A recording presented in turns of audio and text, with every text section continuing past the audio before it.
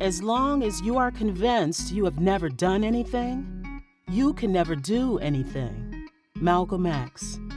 Welcome to the We Don't Believe You podcast series.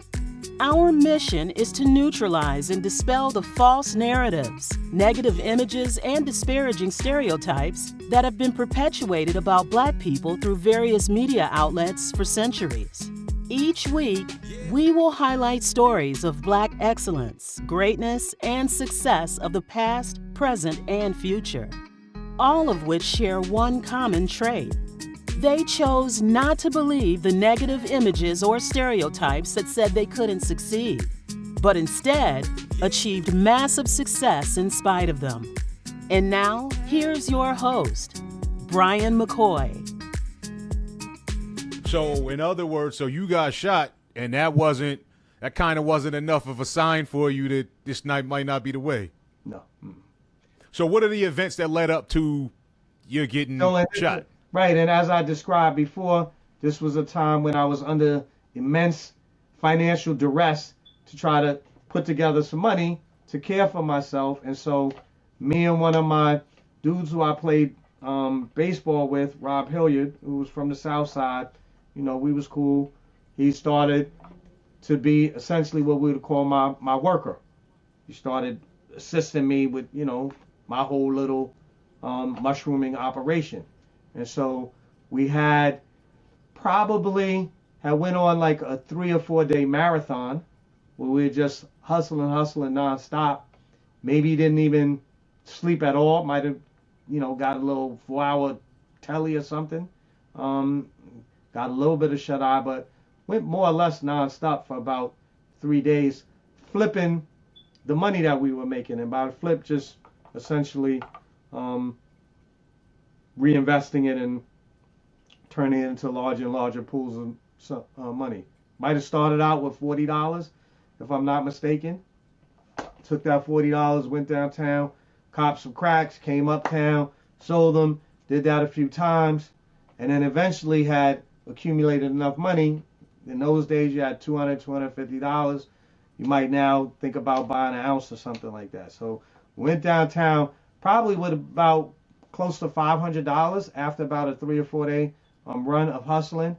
Went downtown like 2, 3 in the morning, down to Harlem, copped some coke, came back uptown to Mount Vernon, went in to someone's apartment in the projects on 7th Ave, cooked it up, must have come out the apartment about 4:30 in the morning, went up on 3rd Street. As soon as we got on 3rd Street, someone said, let me get 10 for 100. And we were quite pleased to see that we were going to get such a large sale as soon as we stepped on the block, much to our surprise when we looked up. The two cats now were holding pistols instead of money. And my man, Rob Hilliard, tried to jet. He had some cracks on him. He probably had the overwhelming majority of the cracks that we had bottled up. He tried to run, tried to jet. One of the assailants, one of the robbers grabbed him by his hood. He had on a hood, grabbed him by his hood, had the gun pointed at his head, and he broke free, and I broke free. And then within seconds, 2 shots, pow, pow. I got laid out, and I never saw Rob after that. By the time I had made it to the hospital to undergo emergency surgery, Rob had perished from a gunshot wound to his back that ripped open his abdomen and left him to bleed to death on the streets of Mount Vernon. I was shot in my left femur, shattered my left femur, and left me in traction in a hospital bed in Mount Vernon for about 2.5 months with weight suspended from the bottom side of my leg. I had a metal rod inserted in my shin bone just beneath my kneecap, and a weight and pulley system was suspended from that metal rod to keep my leg extended and in traction so it could heal. My mother was in nursing school at the time at Mount Vernon Hospital, so she got a call early that morning, made it over to the hospital, saw me just as I was being wheeled into the hospital to undergo emergency surgery.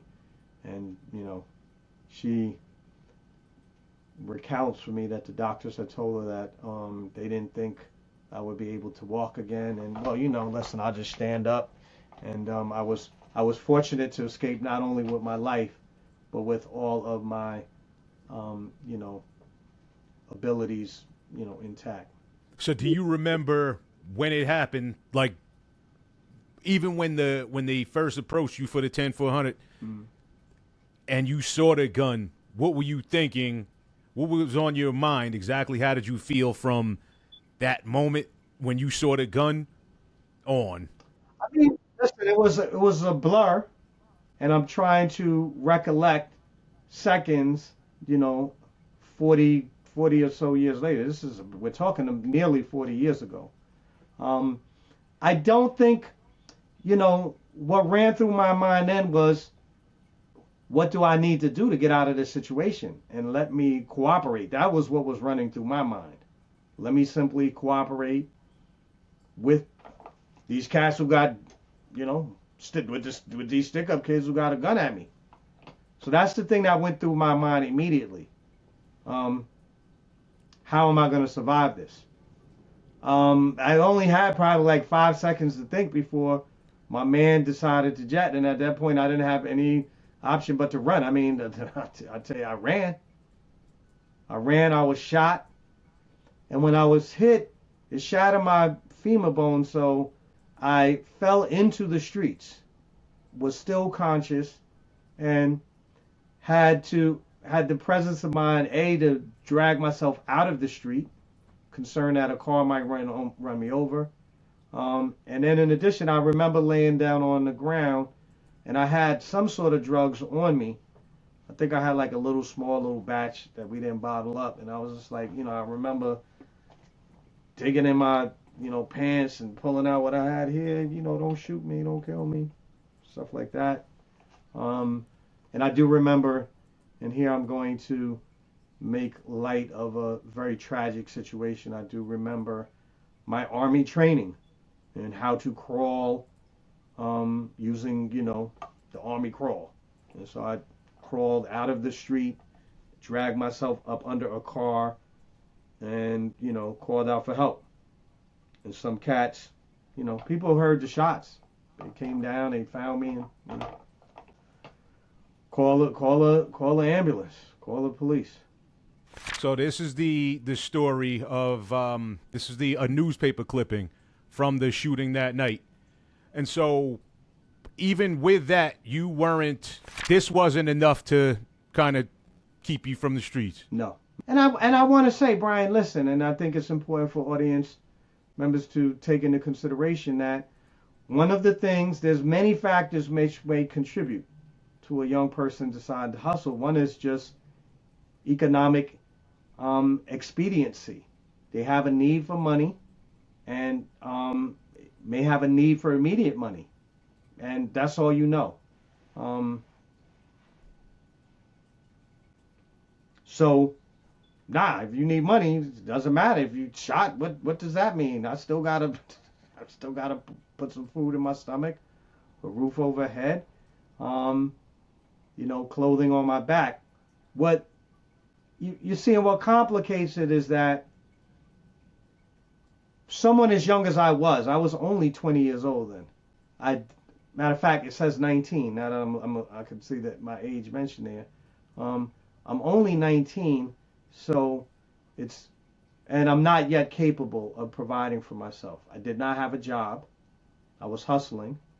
I did not have a job, and that meant that when I was eventually released from the hospital, not only did I not have a job, but I had put my parents and my entire support network in the awkward position of putting themselves in danger if I were to come and stay with them, right? So in the 1980s and 90s, when crack was taking off, it was a lot of violence going on.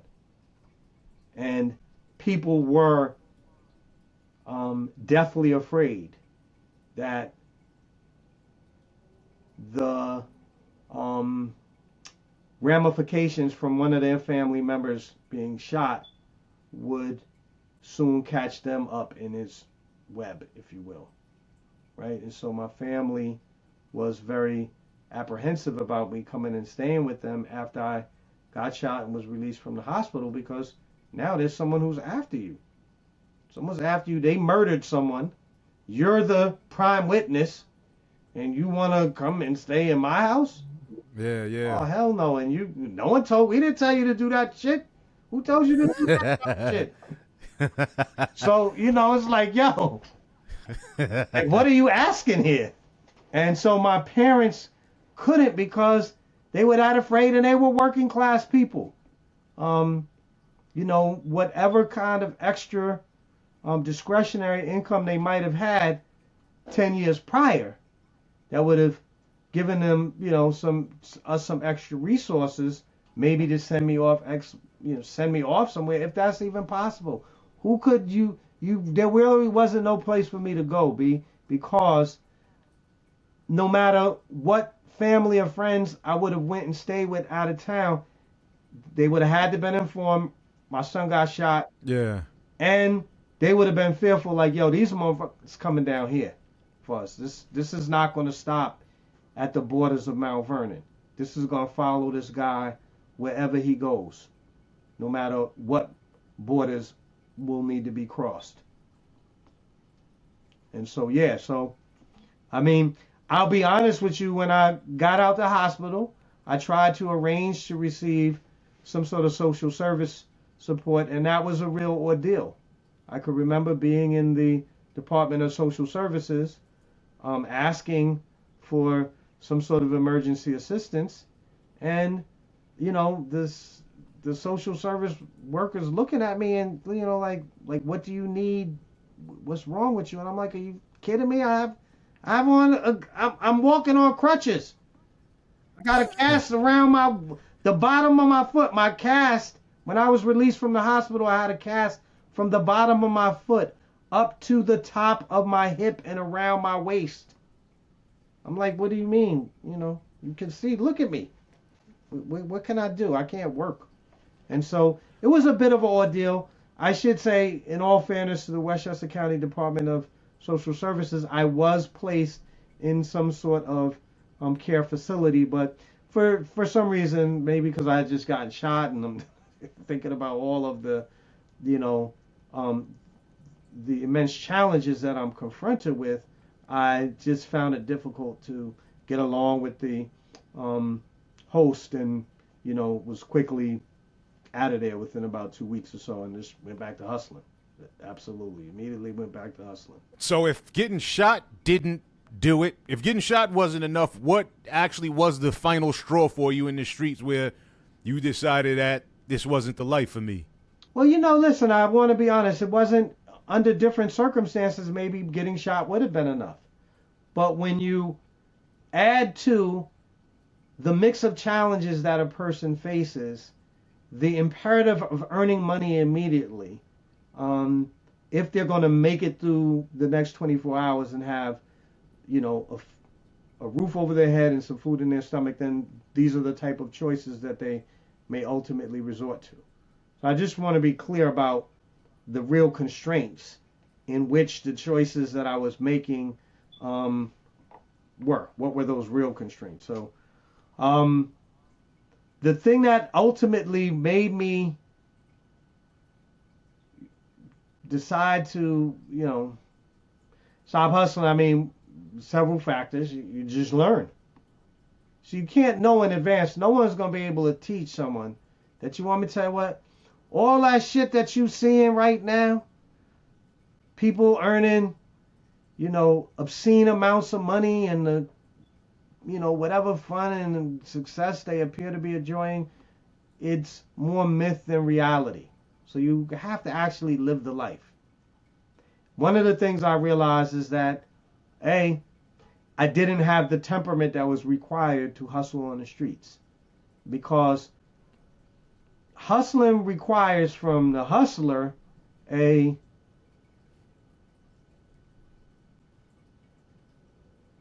um, a, and a kind of inhumanity and brutality and indifference to other people, especially people with whom you got beef. If you have, and beef is nothing other than you have a business disagreement that under ordinary circumstances would be solved by going to a court of some kind, right? But if a customer steals from you in the regular store, for better or for worse, you can call the police and you can have that person arrested. When someone steals from you or a competitor uses unfair business practices, the only thing that you can resort to is yourself, and to use the phrase, to hold court in the street. So one of the things I realized, one of the factors that led me to become disillusioned about the streets was the fact that you really can't have any real friendships. It's a very Darwinian kind of existence. It's a dog-eat-dog world.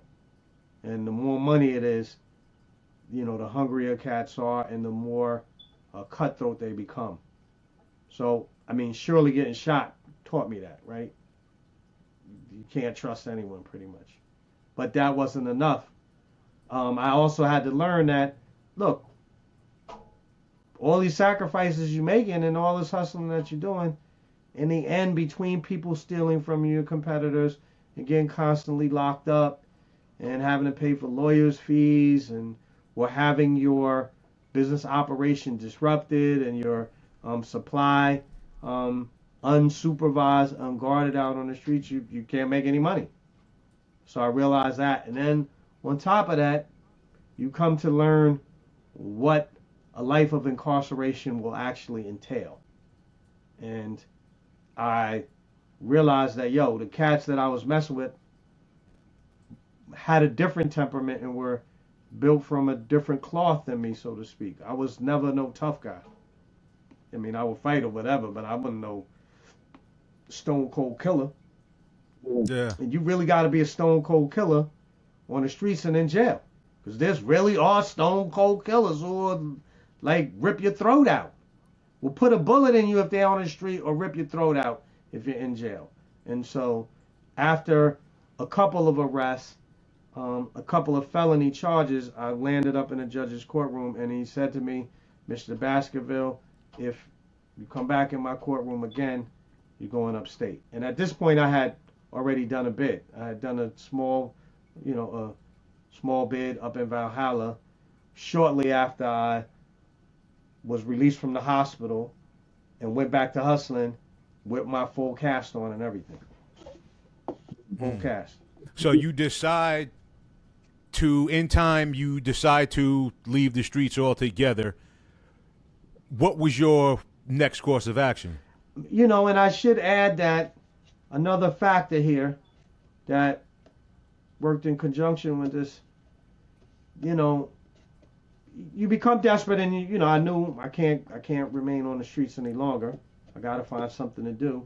So while I'm contemplating what to do and the pathway that I have to follow in order to pursue it, my youngest brother, Unique, who had put me on, he was shot in the head in Cromwell's in a very popular bar on Fulton Avenue at that time, on Fulton Avenue.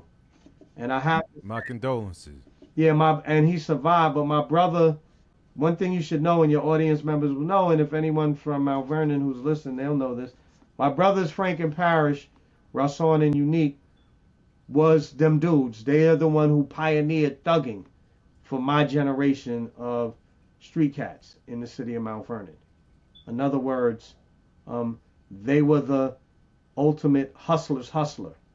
They was the toughest. There was bar none. And as I like to say, they was the rootin'est, tootin'est cowboys in the whole damn city of Mount Vernon. And my youngest brother Parrish, despite the well-deserved reputation that he had for being, that dude, he was killed in 1989. July 5th of 1989, he was killed. And just around that time, I was taking my first steps to going to, to go to college, and I was stopping the hustle. I found a job and stuff like that. And I should say, one of the things that contributed to my decision was a talk that I had with my youngest brother, my little brother Parrish. And, after I had stopped hustling and had made the decision, listen, I'm not going to become a repeat offender, go back to jail with another drug possession charge so that I could be sent up north. Me and him were talking about it one day, and he said to me, he was like, my name is on the streets of Mount Vernon is Brooklyn Bob, and he was like, yo, Brooke, you know what? You need to play your position, son. And really what he was saying to me is, Bob, you're really not made for this life. You're too nice a guy, actually. You do not have the temperament. You do not have the temperament that's required to thrive in this particular environment where caring for people is a weakness and will lead to you getting hurt, either financially or even physically. So it was watching him, what he went through. He was shot in he might have been shot in about January, the winter of 89. He was shot in his head and survived. Came out on the streets, was released, and by the time I saw him one day, he was on the block, we were kicking it, and after he got shot, he was not like me. He was enraged. And he said to me, Brooke, I'm going to hell and I'm taking these mother with me. Yo, I could curse. How can I talk on this show, man? You could not. Say whatever I want to say? Yeah, say what you want to say. Bleep me out? Nah, you good. All right, because to lend a certain authenticity to the story. He said to me, that's essentially what he said. Brooke, I'm going to hell and I'm taking these months with me. And sure enough, it was saddening to hear my brother say that, because in a way he had resigned himself to the fate of a violent death. And, which I didn't think was inevitable. It didn't have to be that way if he would have perhaps changed how he was conducting himself. But at this point, I had realized that I couldn't go any further because I really didn't have the temperament that was required to succeed either on the streets or to do, battle 5 years or something in jail. And so at that point, I had realized that, this thing had run its course for me and I had to find another way.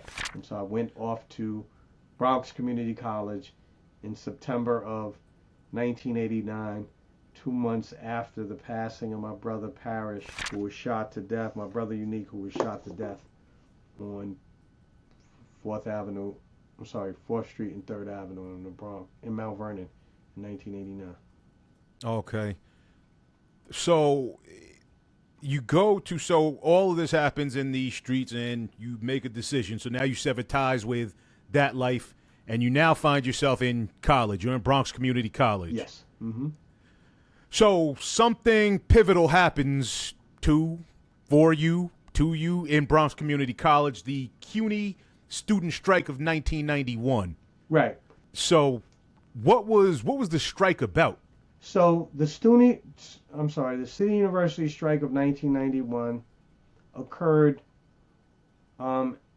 just at the moment that I found myself enrolled in a sociology course at the college. And many of the topics of concern for sociology were at the very center of the student strike. Above all else, questions of educational equity as it related to the cost of tuition, the size of financial aid packages that students were going to receive, and such matters. So it was all about, how much students were going to have to continue to pay in order to receive, to get their foot into the lowest rungs of the college system here in the United States, a community college. So how did you end up with assuming a leadership role in it? So my enrollment in my sociology class gave me insight into many of the hardships and travails that I had just left behind me in the city of Mount Vernon, and the impoverishment and hardship that Black people have to deal with, especially Black people on the south sides of America's cities. So my consciousness had already been increased, and I began to involve myself in a number of political campaigns, activist campaigns. And the first major activist campaign that I was involved in had occurred months prior, when I participated in an anti-war march. It was held in Washington, D.C. to oppose the first U.S. Gulf invasion, I think in about 1991, when the U.S. invaded Kuwait. When Saddam Hussein's forces invaded Kuwait, and the United States, under the first President Bush, in turn deployed a large contingent of our forces over there, and we invaded, and so I was involved in the anti-war protest, and one of the persons who had turned their interest to this question of tuition increases, cuts in financial aid support, invited me to participate in a meeting about it, and I said, sure. So did you step up as a leader, or did you come into the movement as a leader? No, I was just a regular person. I was just nobody.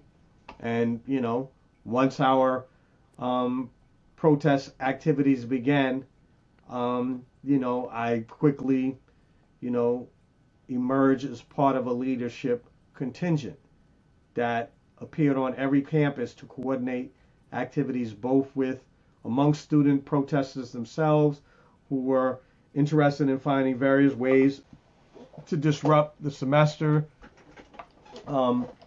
community leaders who had a history of activist campaigns themselves, who were interested in supporting us, as well as,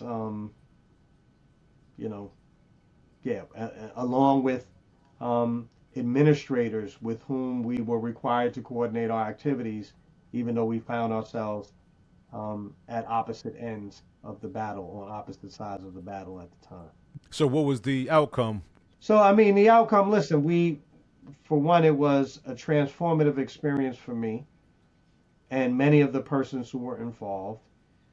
It gave us our first inkling of the agency and power that we can muster through bold, daring action to try to shape the future. So we took over the campuses all across the City University of New York for upwards of 3 to 4 weeks, and had brought the semester to a grinding halt. So much so, our campaign was so successful that the entire semester was on the verge of being canceled, because there was the possibility that students would not meet the required number of attendance, the required number of days of attendance for the college to qualify for its tranche of financial aid. So it really would have been a financial cataclysm for the college had the protest not be brought to an end and the semester resumed. So that's powerful. we were forcibly removed from the buildings, probably sometime maybe in April of 1990. April of 1991, I want to say.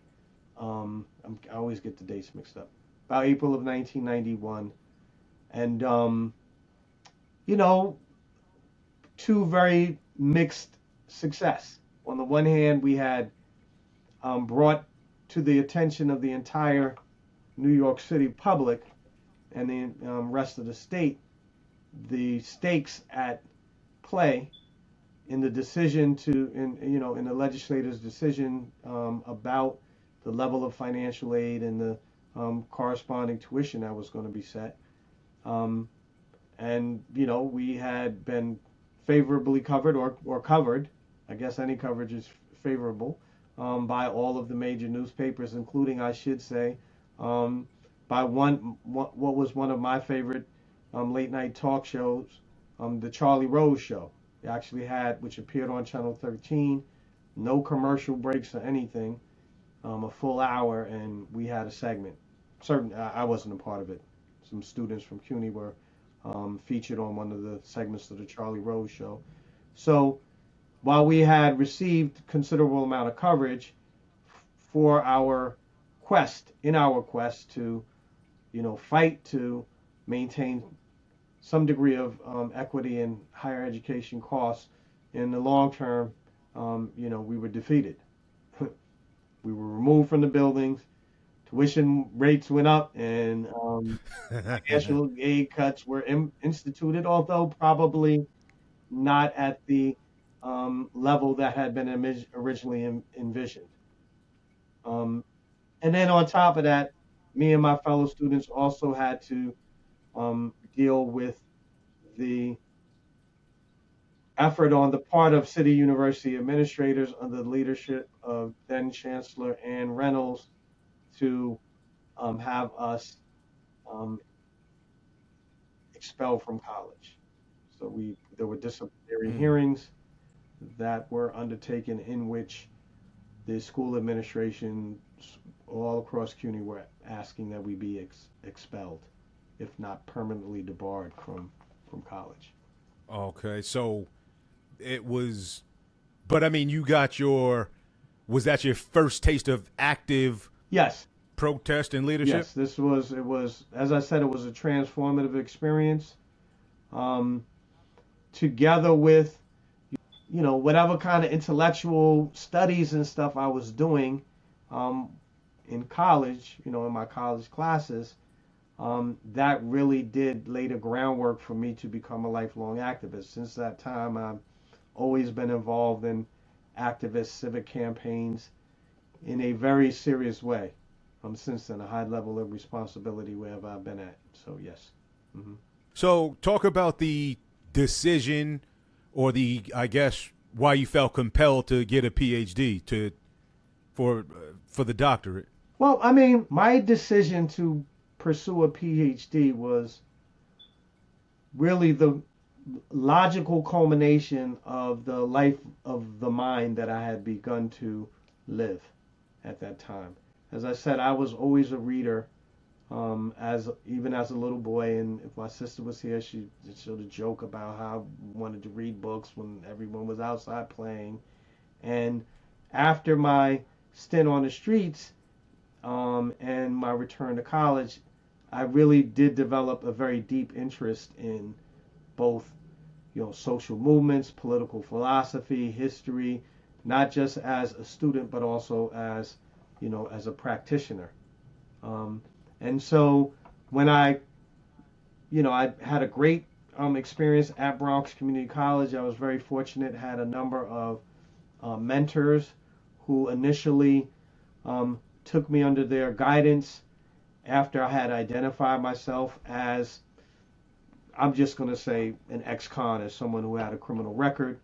And then when I further came to the attention of faculty members because of my involvement in the student movement, faculty members, I should add, who were themselves, 60s kids and, leftists from the 60s, and were really sympathetic to what we were trying to do. And so they took me under my wing. And and I went to Amherst College, and Amherst College is, it's one of the top liberal arts colleges in the country.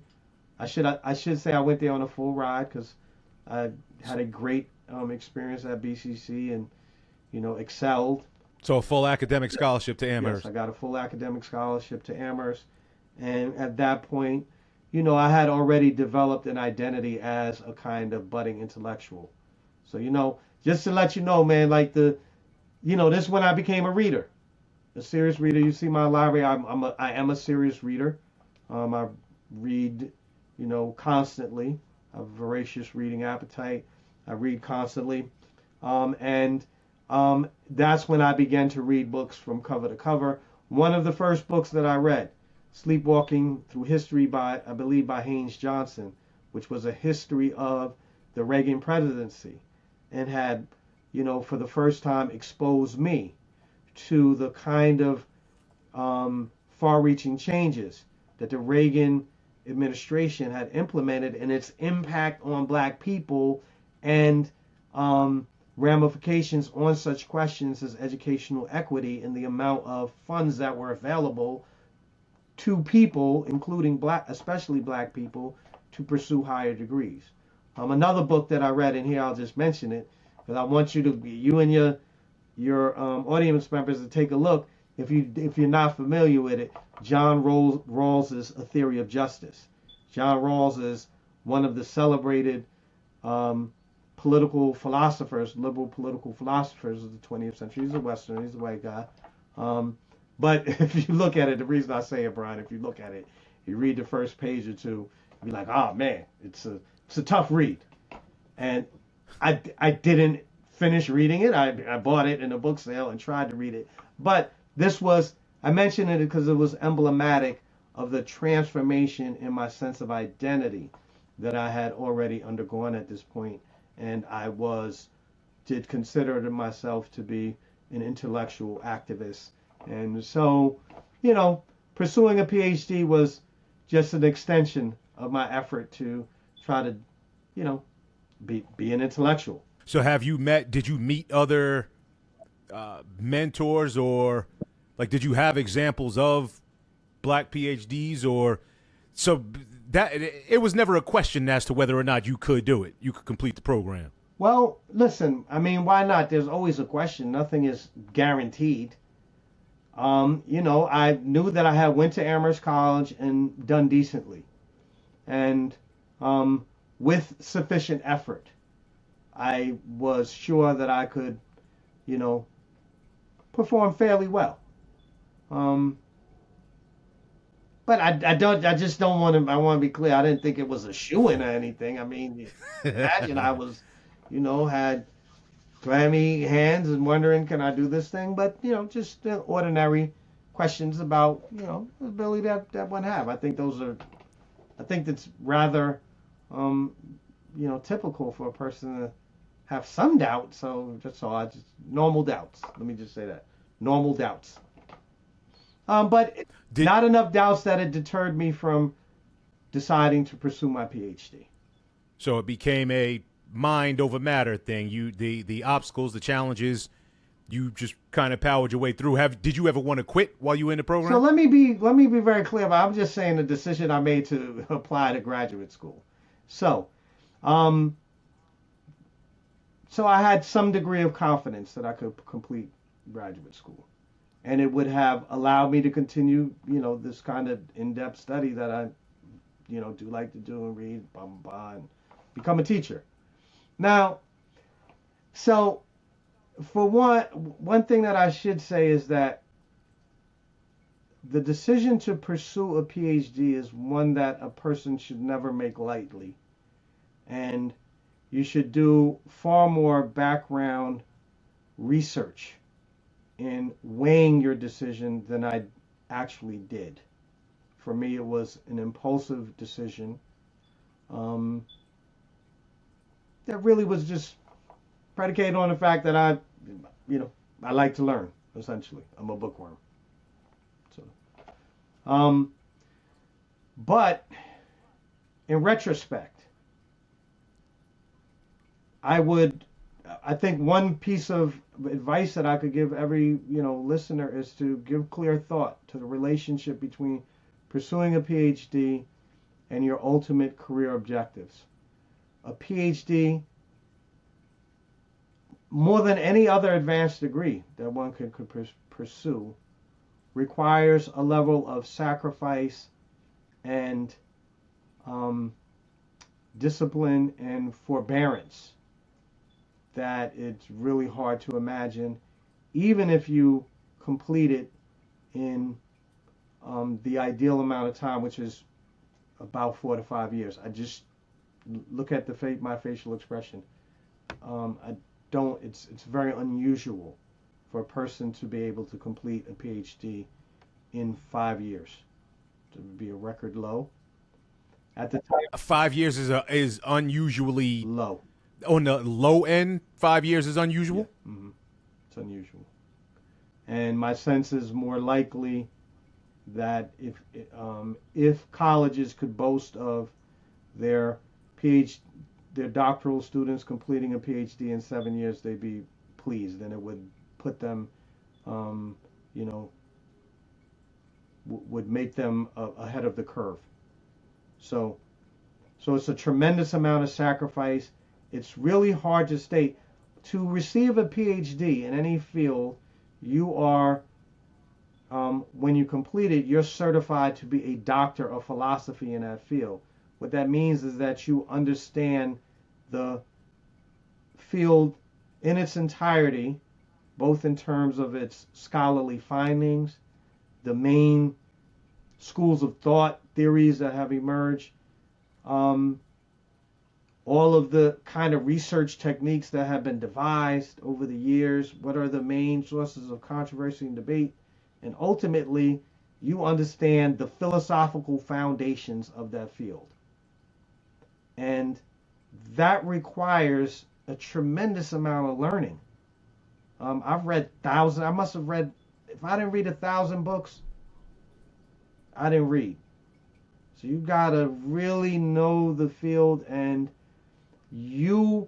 this is where the sharp, bright line between people who know what they're talking about and those who just fake it becomes evident, because you will be shepherded through the process by senior members of your department who, all things being equal, have internalized very rigorous standards of intellectual achievement, evidence, argumentation, writing, and they're not going for nothing less. And so you really have to attain that level of intellectual excellence in order to have a shot at making it through.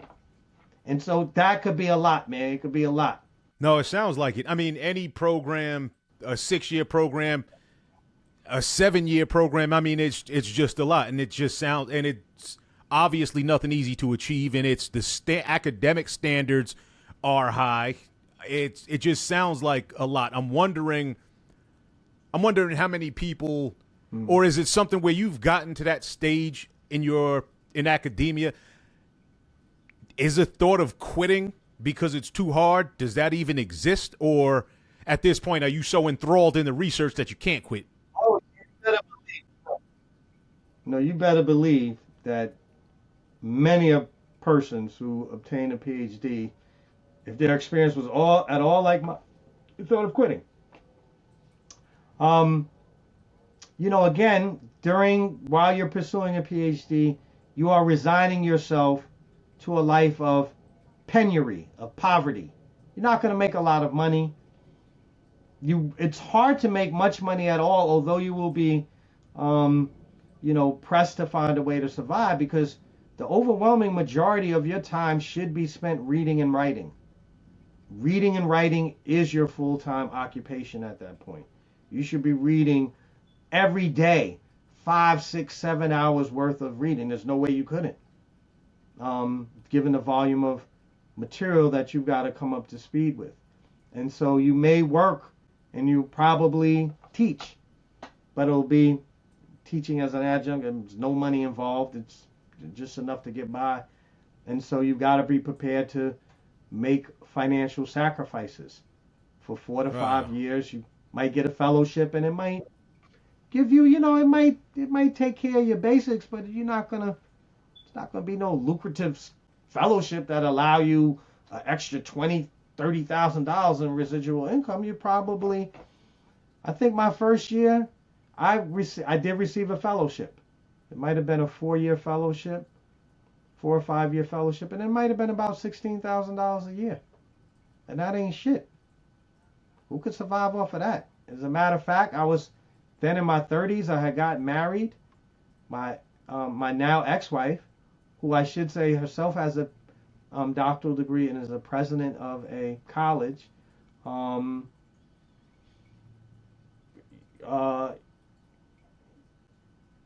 know, I lost my train of thought. I'm not sure what I was going to say, but we had to make this, what I was saying, tremendous sacrifices. While, you know, we had just had a child, and so trying to balance all of those things as a 32-year-old man when I started graduate school, to try to balance caring for a new family, earn sufficient money, excuse me, I'm sorry, earn sufficient money to care for my, care for my family, and also, read all this material and do all this reading and writing. It was almost impossible. And I'm going to tell you, to give you a sense of how impossible it was, my ex-wife said to me one night when she was getting ready for bed, and she was laying down and she was like, "Baby, come on, come on, sweetie, it's time to go to bed." It's like, baby, I can't, I gotta finish doing this reading. I gotta finish this reading by tomorrow. And she said to me, and this is worth listening to closely. She said to me, "Robert, if there's one thing that's going to come between me and you, it's them damn books." And she was absolutely right. And although I do not have any statistics to refer to, my sense is that graduate school can take a very steep toll on students who are pursuing doctoral degrees. So I don't think it's a decision that person should make lightly, because not only is it a tremendous sacrifice of your time, but you really have to come out of the gate running upon completion of your PhD.